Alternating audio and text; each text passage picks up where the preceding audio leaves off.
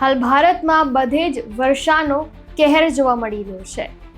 ભારતના દરેક રાજ્યમાં અત્યારે ચારે બાજુ બસ પાણી ને પાણી જ જોવા મળી રહ્યું છે। ક્યાંક રસ્તાઓ તૂટતા દેખાઈ રહ્યા છે તો ક્યાંક ખાડારાજ, ક્યાંક કોકના આખાને આખા ઘર પાણીમાં ગરકાવ થતા દેખાઈ રહ્યા છે। ક્યાંક ડેમના દરવાજા ખોલવામાં આવી રહ્યા છે તો આ ડેમનું પાણી નદીમાં છોડવામાં આવી રહ્યું છે, તો ક્યાંક આ જે નદી છે એ પૂરની પરિસ્થિતિ ઊભી કરતી હોય તેવા પણ દ્રશ્યો દેખાઈ રહ્યા છે। ત્યારે ખાસ કરીને વાત કરશું જમ્મુ કાશ્મીરના ડોડા અને કિશ્તવાડ જિલ્લાઓમાં વાદળ ફાટવાની ઘટનાઓએ ભારે વિનાશ સર્જ્યો છે। તો શું છે વધુ માહિતી, જાણો અમારા ખાસ રિપોર્ટમાં।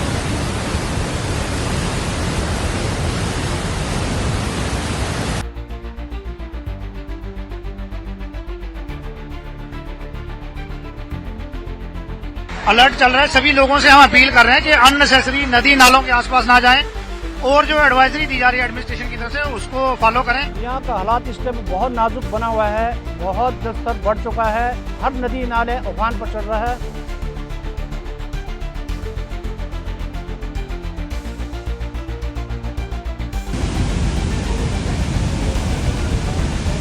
જશોટી ગામમાં ભયાનક પૂરને કારણે 4 લોકોના મોત થયા છે, જ્યારે સેંકડો લોકો ગુમ થયા હોવાની માહિતી પણ મળી છે।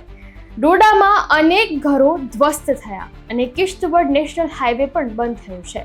વૈષ્ણોદેવી યાત્રા પણ સ્થગિત કરાઈ છે અને આ ઘટનાઓએ સ્થાનિક વહીવટી તંત્રને બચાવ કામગીરી માટે ઝઝૂમવા માટે મજબૂર કર્યું છે। તો આ ઘટના વિશે વધુમાં વાત કરીએ તો થોડા દિવસો પહેલા કિશ્તવાડના જશોટી ગામમાં બપોરના સમયે આ વાદળ ફાટવાની ઘટના બની હતી। પહાડોમાંથી આવેલા પૂરે ઘરો, દુકાનો અને લંગરોને વહાવી દીધા હતા પાણીમાં। ત્યારે ઘણા અહેવાલો અનુસાર 4 થી લઈને 60 લોકોના અહીંયા મોત થવાની આશંકા છે, જેમાં 2 CISF જવાનોનો પણ સમાવેશ થાય છે।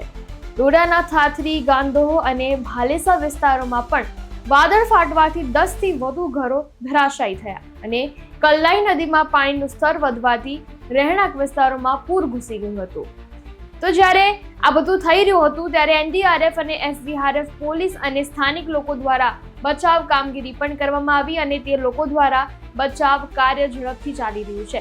કિશ્તવાડમાં 167 થી પણ વધુ લોકોને સુરક્ષિત રીતે બચાવાયા, પરંતુ હજુ પણ 200 થી વધુ લોકો ગુમ થયા હોવાની અહીંયા ભીતિ છે એવી માહિતી મળી રહી છે અને ડોડામાં લોકોને સુરક્ષિત સ્થળોએ ખસેડવામાં આવી રહ્યા છે। ભારે વરસાદનું એલર્ટ જારી થતા बचाव कार्य में પડકારો અત્યારે વધી રહ્યા છે। हालात इस टाइम बहुत नाजुक बना हुआ है, बहुत जलस्तर बढ़ चुका है, हर नदी नाले उफान पर चल रहा है।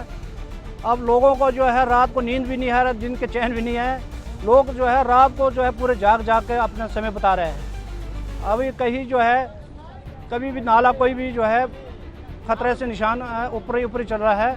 मनाली का रोड जो है तकरीबन बंद हो चुका है, जगह जगह जो है स्लाइडिंग आ चुका है, जगह रोड सारे डैमेज हो चुके हैं और स्टेशन तो बहुत ही नाजुक स्थिति में चल रहा है। तो આ પરિસ્થિતિની ગંભીર અસરો પણ થઈ છે, જેમાં ભૂસ્ખલનને કારણે જમ્મુ અને શ્રીનગર નેશનલ હાઈવે બંધ થતા વૈષ્ણોદેવી યાત્રા સ્થગિત કરાઈ।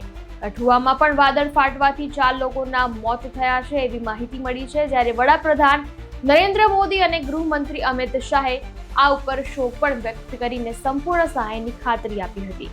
ત્યારે ઉપરાજ્યપાલ मनोज सिन्हाए बचाव कार्य ने वेग આપવા निर्देश આપ્યા। अलर्ट चल रहा है। सभी लोगों से हम अपील कर रहे हैं कि अननेसेसरी नदी नालों के आसपास ना जाएं और जो एडवाइजरी दी जा रही है एडमिनिस्ट्रेशन की तरफ से उसको फॉलो करें। और कई लोग जो है रूमर्स भी फैला रहे हैं, पैनिक ज्यादा हो रहा है, उससे भी अवॉइड करें। जब तक कोई ऑथेंटिक न्यूज आपको ना मिले उसके ऊपर ज्यादा विश्वास ना करें।